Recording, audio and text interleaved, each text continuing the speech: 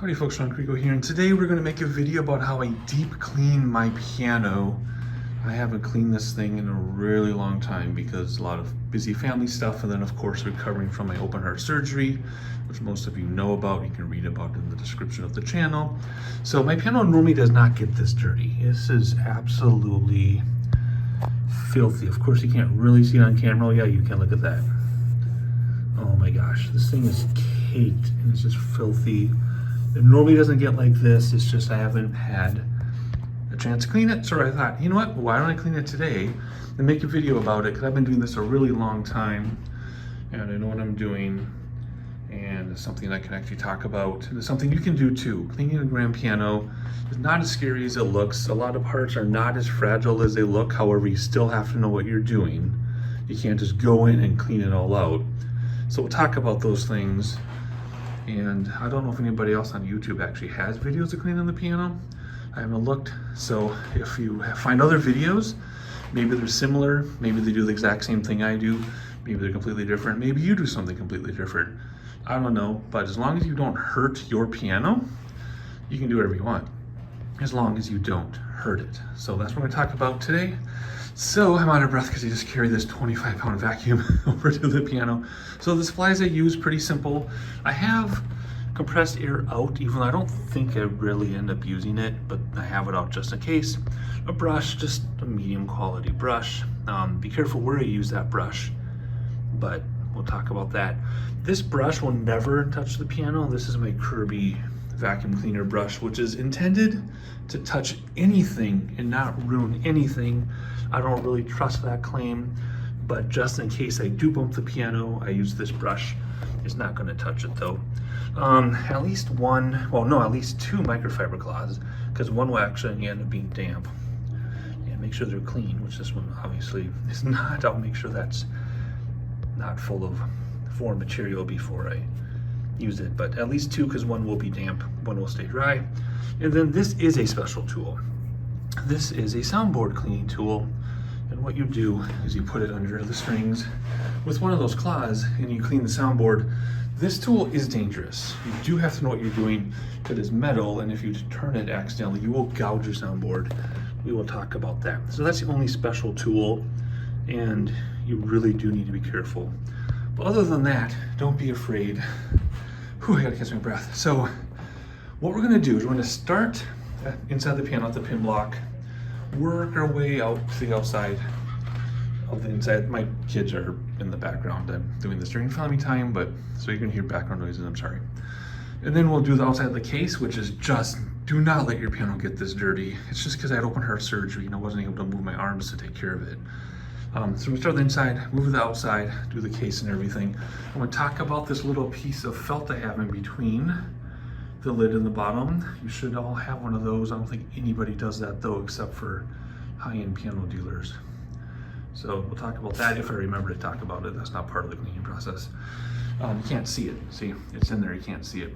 And then we'll come back to the keyboard area. We'll talk about removing the fall board if you want to. You shouldn't have to, but maybe you want to. And then we'll go down and clean down here. And don't forget about your pedals. People forget about that. So to get started, I have to remove the music desk to get access to the pin block. So let me do that right now.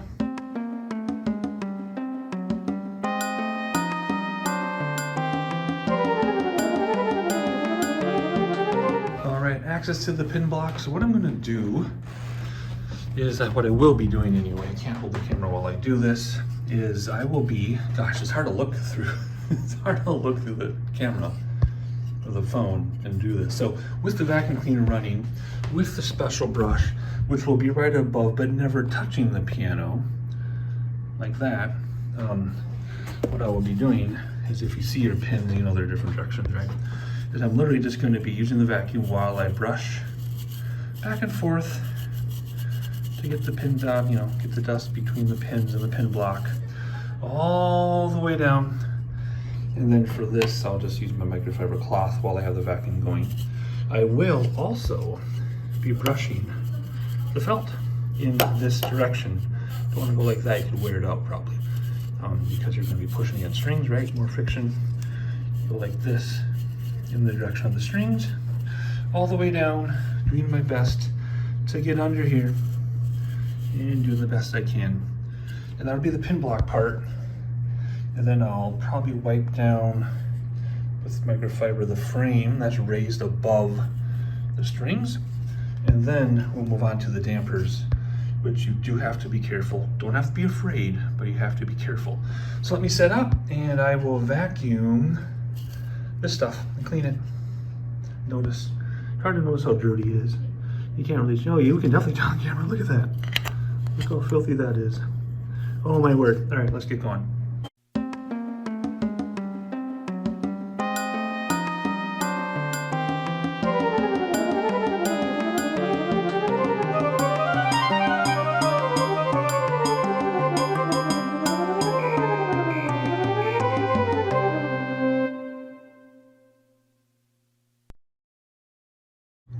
You can see how shiny and clean this thing is. It looks like it just came off the dealer floor, even though on the camera probably doesn't look like it. Huge difference, mega difference. Even the felt is clean. Under the strings up here is clean. I do want to make note, I should have mentioned this when I was doing the microfiber on this part, not damp, totally dry. The only time we're going to use damp is for parts of the outside. And we'll talk about that. So don't freak out, don't start commenting yet until you see that part. So anyway, clean, shiny, this part. I did top the harp, or we used to call it the harp when I was younger, the metal part. You could call it the frame, you can call it whatever you want, but I did the top of some of this already. So now we're gonna do the dampers. Normally I would do the dampers with the vacuum also, but I'm gonna do them without the vacuum so I can talk to you. So when you do the dampers, as long as you go the direction of the dampers, I'm not actually touching them yet. As long as you go the direction of the dampers, not like bad demonstration, like this, right? Move up, pick up, move over, pick up, move over. As long as you go the direction of the dampers, you don't need to worry about ruining anything. So I'm just wiping them down. Like I said, I normally do this with a vacuum also, but I can't do the vacuum and demonstrate at the same time. I'm also doing it through the phone, which makes it more difficult and slower, but you get the idea, right? You go the direction of the dampers. You can go both directions like this if you want to, as long as you pick up before you move to the next one. Don't slide to the next one. You will turn them. Oh, see, it just bumped on there because I'm trying to do this with the lens. If you do knock them out of alignment, which I have not, you can simply just, put the pedal down. Yeah, these are nice. Oh, these are so secure, they're not moving. But if you do happen to turn one and it way turned, put the damper down, turn it back, and then call your technician because it shouldn't turn that much. It can happen though, like if you're not careful.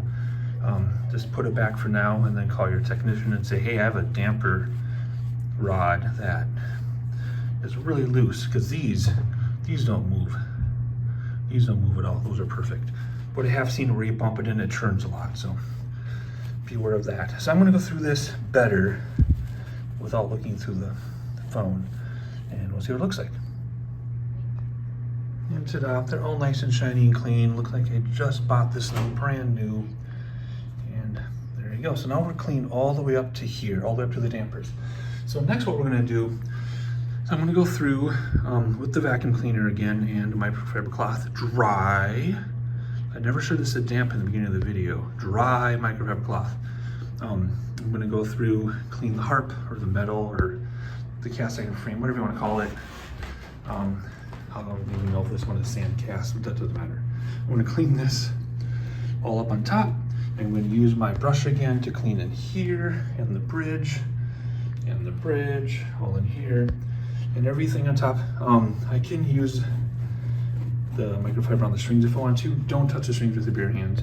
I know people like me who play modern music, we touch the strings all the time, but we know what we're doing. We're not just touching them. We're washing our hands a certain way. We're touching them before the oils come back out. We're not touching them more than we need to. Do not touch the strings, even though you see people do it. Don't touch the strings.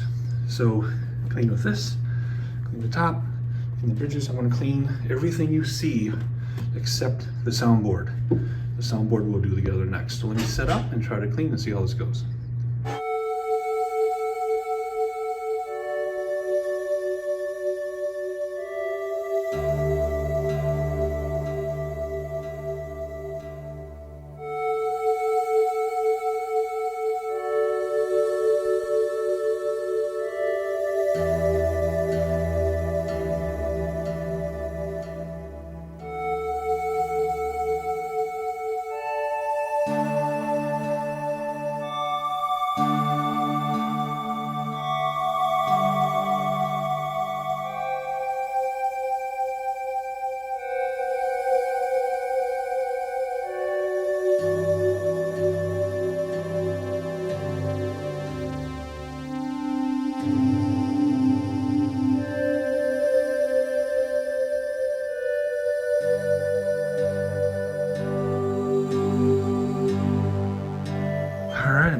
quick out here. So I cleaned the frame, or the hardboard, if you want to call it, tops of the strings, inside of the rim. I have not touched the soundboard yet, we'll do that together.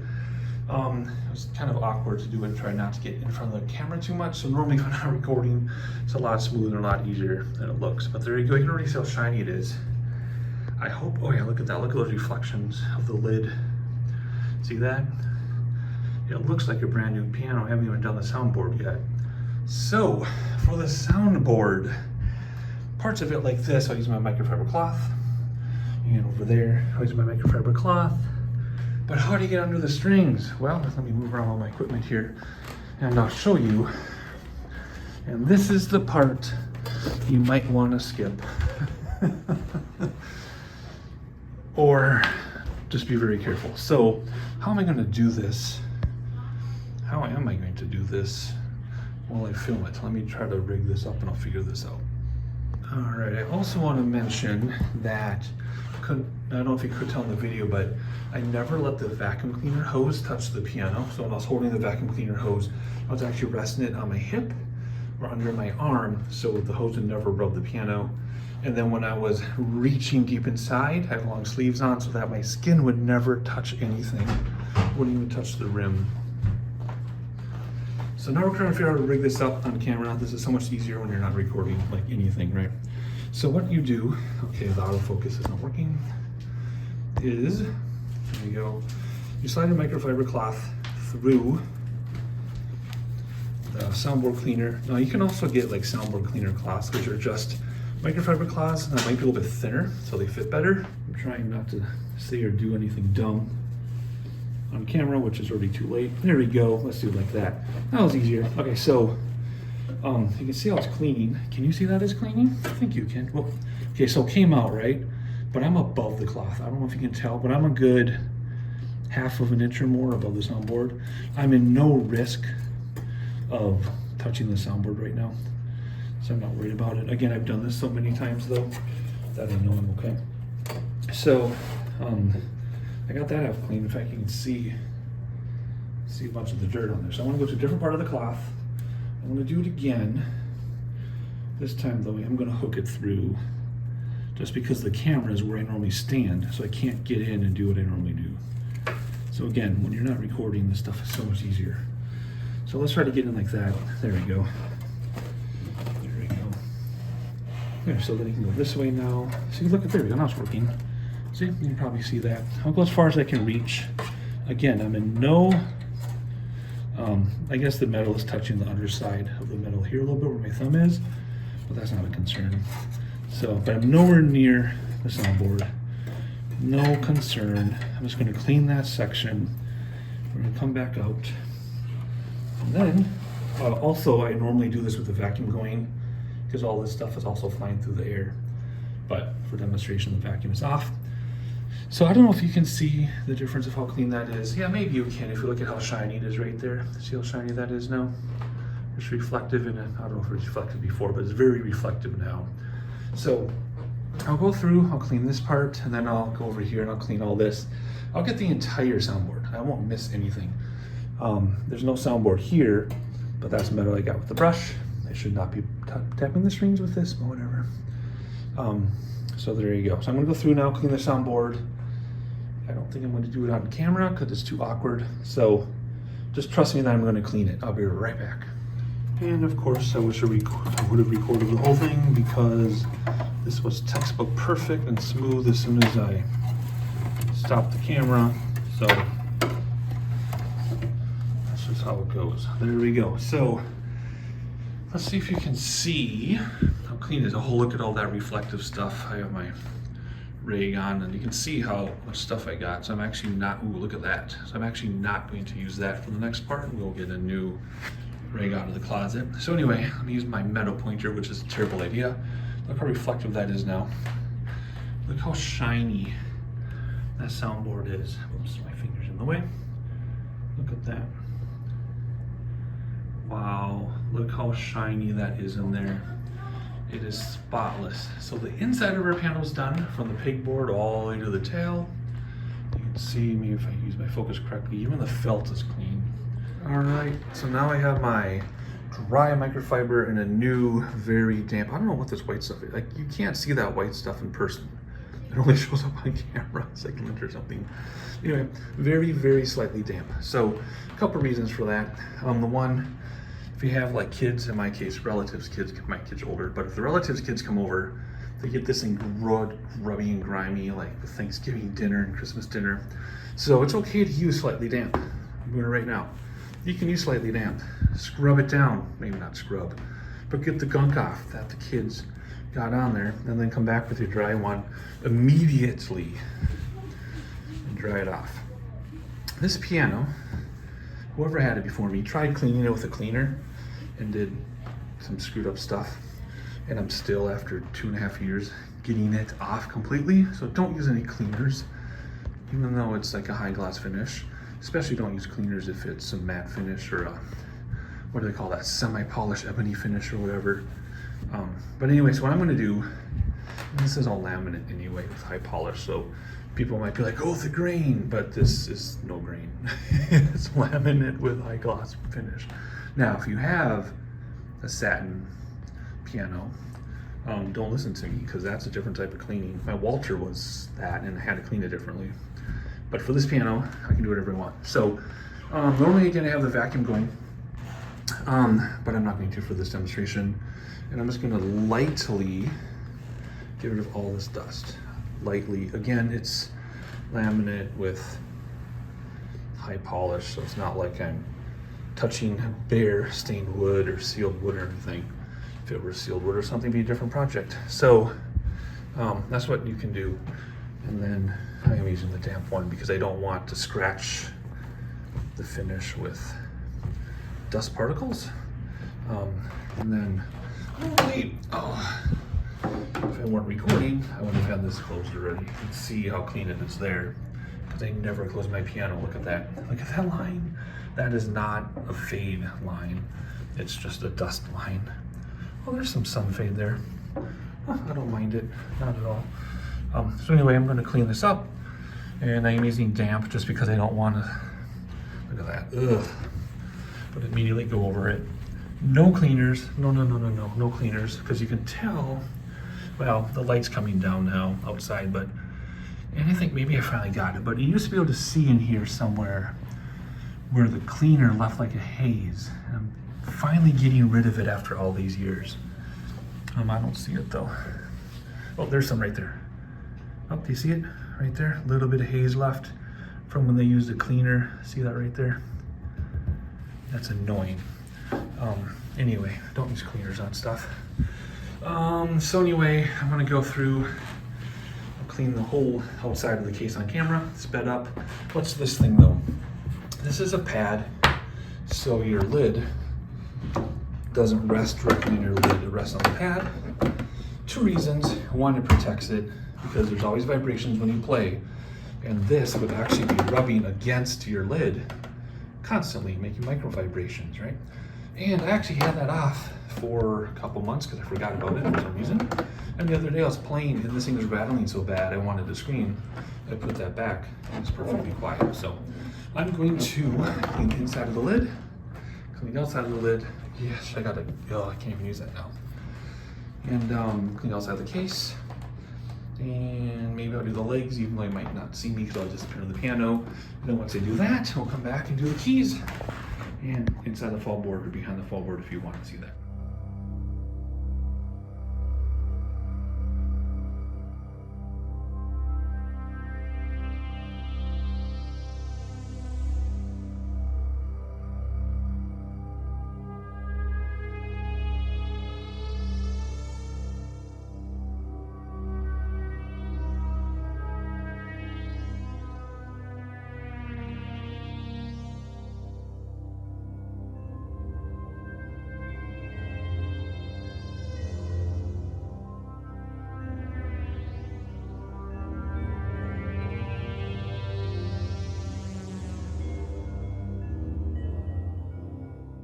Okay, I'm completely out of breath. This is probably too soon.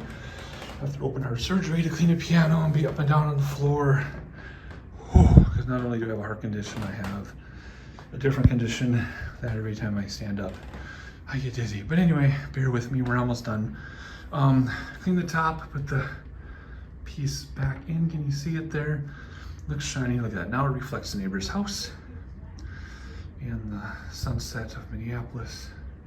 Look at that, if it went like this, you wouldn't even know I got the lid of a piano, right? You look like an upside down camera at the ceiling. Look how shiny that is. Tell me your piano's clean without telling me your piano is clean. There you go. Oh my gosh, okay. Apologize for being out of breath, but I can't wait half an hour to continue. So look at that, completely shiny. It looks like it just was purchased brand new. Oh my word. It now looks as good as it feels and sounds.